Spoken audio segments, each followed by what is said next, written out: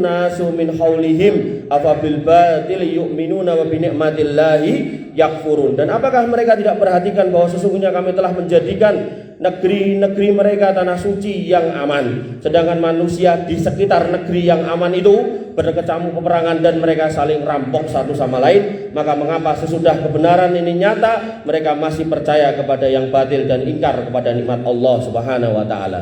Wanifidin azani Allah wa iyyakum. Lalu pertanyaannya, bagaimana cara kita mempertahankan kemerdekaan ini? Allah kemudian berfirman pada Quran surat Al-An'am, alladzina amanu wa lam yalbisu imanahum bidzulmin ulaika lahumul amnu wa hum muhtadun. Suatu negeri yang kemudian negerinya itu beriman dan penduduknya tidak mencampurkan imannya dengan kesyirikan, maka mereka diberikan keamanan dan mereka akan mendapatkan petunjuk. Kemudian Allah Subhanahu wa taala berjanji pada Quran surat Nur ayat 55, wa'adallahu alladzina amanu minkum wa amilus solihat la yastakhlifannahum fil ardi kama stakhlafal ladzina min qablihim wa la yumakkinanna lahum dinahum alladzi irtada lahum wa la yubaddilannahum min ba'di khaufihim amna ya'budunani la yusyrikuna bi syai'a wa man kafara ba'da dzalika fa ulaika humul fasikun. Allah berjanji kepada orang-orang yang mau beriman dan kemudian beramal salih bahwasannya kekuasaan di muka bumi akan diberikan kepada mereka sebagaimana Allah pernah berikan kekuasaan itu kepada kaum-kaum terdahulu, dan Allah akan teguhkan agama yang mereka pilih dan diridhoi oleh Allah Subhanahu wa taala sebagai pilihan yang tepat. Kemudian Allah akan mengganti semua rasa takutnya menjadi rasa aman. Mereka bisa menyembah Allah Subhanahu wa taala tanpa menyekutukannya dengan suatu apapun. Dan barang siapa yang tidak percaya dengan ayat ini, mengingkari pernyataan Allah ini, faulaika humul fasikun, mereka adalah orang-orang yang fasik lagi pendosa. Walibidin azani Allah wa iyyakum. Iman tidak dicampuri dengan kesyirikan, lalu kemudian beramal solih. Kemudian dalam ayat yang lain, Quran surat Al-A'raf ayat 96, Allah Subhanahu wa taala berfirman, walau anna ahlal qura, sekiranya penduduk satu negeri amanu wattaqau, mau beriman dan bertakwa, la fatahna alaihim barakatim minas sama'i wal ard, akan kami bukakan keberkahan dari langit dan bumi. Iman, tidak berbuat syirik, beramal solih dan bertakwa. Oleh karena itu, maka pertanyaannya, bagaimana cara kemudian kita bisa beriman, tidak berbuat kesyirikan, kemudian beramal solih dan bertakwa? Tempat yang paling bagus di mana? Kata Allah, kata Nabi SAW, Nabi SAW mengatakan dalam sebuah hadis riwayat Ibnu Umar, sampai itu Rasulullah SAW yaqul, aku mendengar Nabi SAW bersabda, idza tabayatum bil inah, kalau kalian sudah berani berjual beli dengan riba, wa akhadtum adnabal baqari, dan kemudian kamu mengikuti ekor-ekor sapi, wa raditum bizar'i, dan kemudian kamu meridhoi pertanian, artinya orang-orang sudah sibuk dengan urusan dunianya, wa taraktumul jihad, dan kamu tidak mau berjuang di jalan Allah, sallallahu alaihi mudulal, maka Allah akan timpakan kehinaan kepada satu bangsa itu, pada satu umat itu,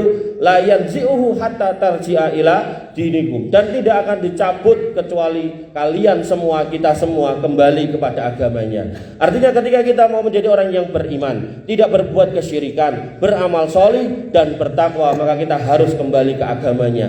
Nah, kembalinya seperti apa? Dikatakan oleh Nabi SAW, majtama'a qaumun fi baitin min buyutillah yatluna kitaballah wa yatadarasunahu bainahum. Tidaklah suatu kaum, suatu warga negara mau berkumpul di masjid, di antara masjid-masjid Allah, membaca kitabullah dan mempelajari isinya, illa nazalat alaihimus sakinah, kecuali Allah akan turunkan ketenangan, wa ghasyiyatuhumur rahmah, dan Allah akan berikan rahmat kepada mereka, wa haffathumul malaikah, dan hidupnya akan dinaungi dengan malaikat rahmat, wa dzakarallahu fi man indah, dan Allah akan sebut-sebut namanya di antara para malaikat yang ada di sekitarnya. Sehingga cara untuk mempertahankan keimanan adalah kembali kepada agama ini, dan kemudian kembalinya kepada agama adalah kembalinya kaum muslimin ke masjid-masjidnya, diramaikan masjidnya dengan sholat berjamaah, diramaikan masjidnya dengan majelis ilmu. Jangan sampai kemudian masjid di dekat kita kosong, tidak ada yang adzan, bahkan sampai kotor, bau, gak karu-karuan. Wanifidin azan ya Allah wa iyyakum. Lah terus masjid itu apa?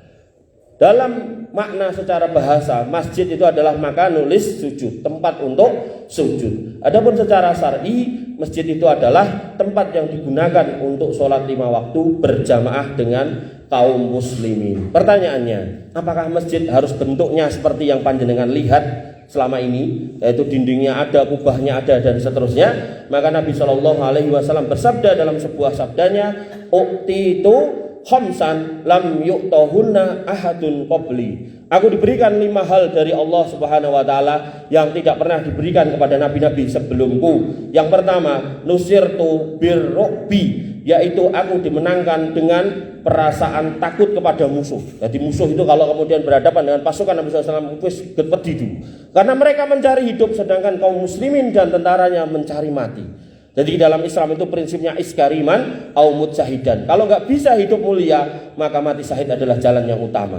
Maka dalam peperangan melawan orang Islam nggak pernah nyari dunia. Mereka akan nyari akhirat. Kalaupun harus hidup, maka harus hidup di atas kemenangan, kemerdekaan. Tidak boleh dijajah oleh bangsa lain. Kemudian beliau SAW kemudian mengatakan ini yang terkait dengan masjid, yaitu waju'ilat li ardu masjidan wa tahuran. Dan dijadikan semua permukaan bumi ini untukku sebagai masjid dan suci untuk sholat. Sehingga para ulama merumuskan bahwasanya yang disebut masjid itu adalah semua yang ada di muka bumi yang bisa digunakan untuk sholat. Artinya ya tetap harus dibersihkan. Tapi kalau kemudian masjid secara khusus itu adalah yang memang digunakan untuk sholat 5 waktu dan juga sholat Jumat, walaupun bentuknya pendopo.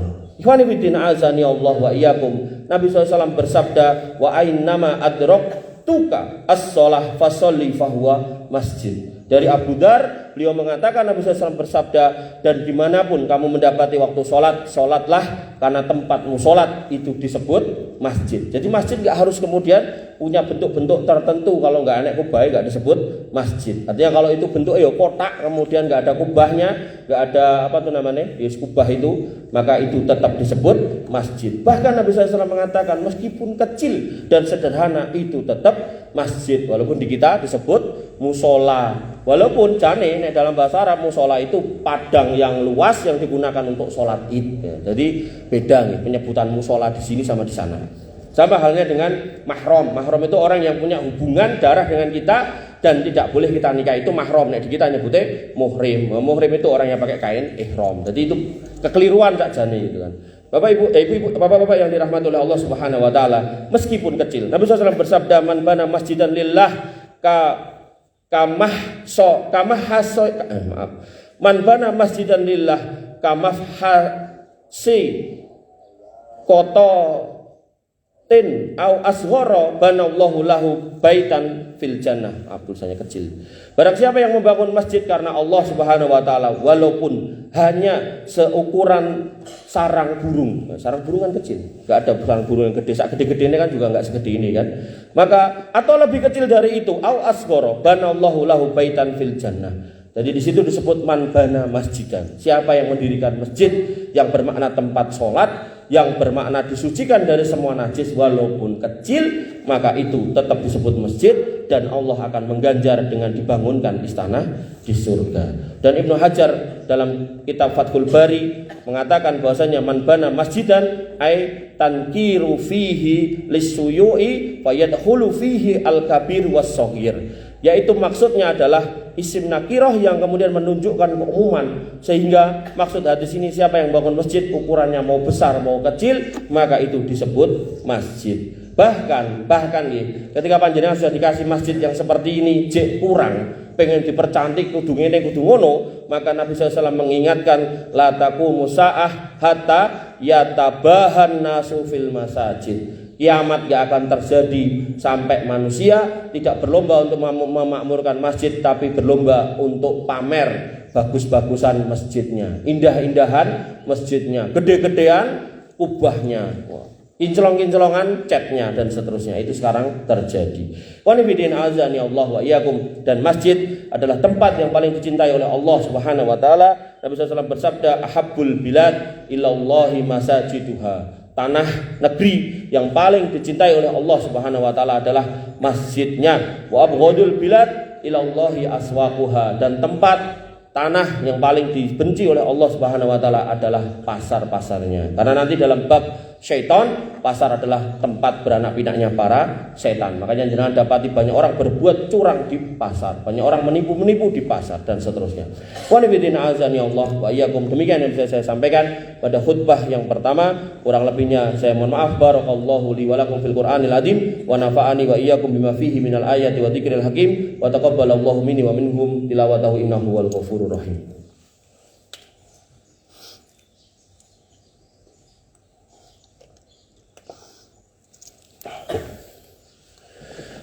Alhamdulillah wa syukrulillah wa la haula wa la quwata illa billah. Assalatu wassalamu ala rasulillah wa ala alihi wa sahbihi wa mawalah.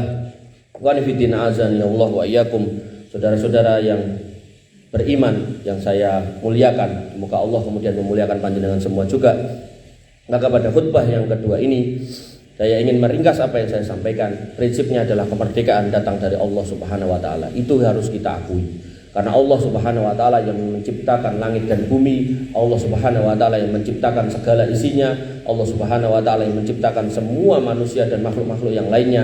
Maka Allah ketika berkuasa memberikan kemerdekaan, maka Allah juga berkuasa untuk mencabutnya. Maka kita sebagai orang yang beriman harus mengimani ini, meletakkan ini di dalam hati sanubari, lalu kemudian kita jaga kemerdekaan negeri ini dengan satu, bertauhid, beriman dengan murni, jangan berbuat kesyirikan. Kemudian yang kedua, kita kemudian beramal solih. Sebagai seorang warga, maka kita harus senantiasa berbuat baik di negeri ini. Jangan berbuat kerusakan, jangan berbuat kerusuhan, jangan kemudian merusak fasilitas umum, jangan kemudian memprovokasi masyarakat untuk berbuat kerusakan. Kemudian yang ketiga, kita diperintahkan untuk bertakwa. Takwa adalah mengikuti perintah agama dan menjauhi larangannya sekuat tenaga, semampu yang kita bisa, diusahakan semaksimalnya. Karena semua ini, tiga ini kalau kemudian dilakukan oleh warga negara Indonesia, maka alutsista kita secanggih apapun atau kurang canggih seperti apapun, ketika Allah berkehendak untuk menjaga negeri ini, maka Allah tetap akan menjaga negeri ini untuk baik-baik saja. Sebaliknya ketika negeri ini kemudian mampu membeli segala macam senjata yang paling canggih sekalipun, mampu memiliki tentara sekuat apapun, tapi kalau kemudian warganya tidak dibingkai pada tiga ini, yaitu bertauhid, menjauhi kesyirikan, kemudian beramal solih, dan kemudian bertakwa, maka ketika Allah ingin meluluh lantahkan suatu negeri, itu sangat mudah sekali. Allah menegaskan bagaimana kemudian ketika Allah berkehendak, wa idza arada syai'an ayyaqula lahu kun fayakun. Kalau udah kun fayakun selesai. Bahkan tadi disebutkan ketika Allah pengen meniupkan angin yang berisi batu, Allah pengen menjungkir balikkan bumi, itu mudah sekali. Oleh karena itu pentingnya kita sebagai warga ikut andil menjaga kemerdekaan negeri ini dengan cara beriman, bertakwa, dan beramal solih. Nah, agar istiqomah, maka kita kembali kepada masjid-masjid kita, walaupun bentuknya pendopo. Bahkan di rumah sakit tentara di Solo, di tengah kota Solo, di Slamet Riyadi itu ada rumah sakit DKT kalau nggak salah, itu masjidnya itu ya pendopo, bahkan cuma 1/4 dari ini kalau nggak salah. Itu walaupun bentuknya cuma pendopo, maka ini adalah masjid panjenengan wajib untuk menjaganya, memakmurkan dengan sholat 5 waktu, kemudian pengurusnya kalau bisa diadakan pengajian majelis ilmu, dan datanglah ke taman-taman surga itu agar kemudian ketenangan jiwa ada di diri jenengan, kemudian selalu dicerahkan lagi dengan ilmu-ilmu untuk kemudian menjaga kita semua dari fitnah dunia yang setiap hari menyapa, yang orang-orang ketika tidak punya keimanan yang baik, tidak punya ilmu yang baik, mereka akan terperdaya dan akhirnya banyak orang yang berjatuhan walaupun dia mengaku beriman. Ada orang yang Islam akhirnya bunuh diri, ada yang Islam kita jumpai di pagi hari, sorenya murtad, dan seterusnya. Maka hal-hal seperti ini harus kita jaga, jangan sampai itu menimpa kita semua. Maka pesan saya, kembalilah ke masjid, jagalah masjid jenengan, makmurkanlah, jangan berlomba-lomba tentang kecantikan dan keindahannya, karena Nabi sudah mengingatkan itu bukan perkara yang luar biasa, justru itu perkara yang dibenci oleh Nabi Shallallahu Alaihi Wasallam. Wa nibidin azani Allah wa iyyakum. Akhir dari khutbah ini kita tutup dengan doa. Wa sallallahu ala nabiyina Muhammadin wa ala alihi wa sahbihi wa sallim ajma'in. Allahumma ighfir lil muslimina wal muslimat wal mu'minina wal mu'minat al ahya'i minhum wal amwat innaka sami'un qaribun mujibud da'wat wa ya qadiyal hajat. Rabbana dhalamna anfusana wa illam taghfir lana wa tarhamna lanakunanna lanakunanna minal khasirin. Rabbana ighfir lana dzunubana wa li ikhwanina alladziina sabaquna bil iman wa la taj'al fi qulubina ghillan lil ladziina amanu rabbana innaka ra'ufur rahim. Rabbana ighfir lana dzunubana wa li walidina warhamhum kama rabbawna shighara. Allahumma ighfir lahum warhamhum wa'afihim wa'fu anhum wa akrim nuzulahum wa wasi' madkhalahum waghsilhum bil ma'i wasalji wal barad. Allahumma ja'al kuburahum rawdan min riyadil jinan wa la taj'al kuburahum khufaran min khufarin niran ya arhamar rahimin. Irhamna wa irhamhum ya arhamar rahimin. Allahumma inna nas'alukal jannah wa ma qarraba ilaiha min qawli wa amal wa na'udzubika minan nar wa ma qarraba ilaiha min qawli wa amal. Rabbana hab lana min azwajina wa dzurriyyatina qurrata a'yun waj'alna lil muttaqina imama waj'alna lil muttaqina imama. Allahumma ja'al hadzal baladan aminan mutma'innan warzuq ahlahu minas samarati wajnubna wa banina an na'budal asnam. Allahumma aminna fi awtanina wa aslih a'immatana wa wulata umurina. Allahumma aslih auladana wa aslih azwajana wa aslih aba'ana wa ummahatana wa aslih asdiqa'ana wa ikhwanana wa akhwatana ya arhamar rahimin. Irhamna faghfir lana ma qaddamna wa ma akharna wa ma a'lanna wa ma asrarna wa ma anta alamu bihi minna la ilaha illa anta subhanaka inna kunna minadh dhalimin wa illam taghfir lana wa tarhamna lanakunanna minal khasirin. Allahumma kfina bihalalika an haramik wa aghnina bifadlika amman siwak ya ghani ya hamid. Allahumma ya muqallibal qulub tsabbit qulubana ala dinik wa ya musarrifal qulub sarrif qulubana ila ta'atik ya arhamar rahimin. Rabbana atina fid dunya hasanah wa fil akhirati hasanah wa qina adzabannar wa qina adzabannar wa qina adzabannar. Ibadallah innallaha ya'murukum bil adli wal ihsan wa ita'i dzil qurba wa yanha 'anil fahsai wal munkari wal baghi ya'idukum la'allakum tadhakkarun wa la dzikrullahi akbar. Aqimis shalah.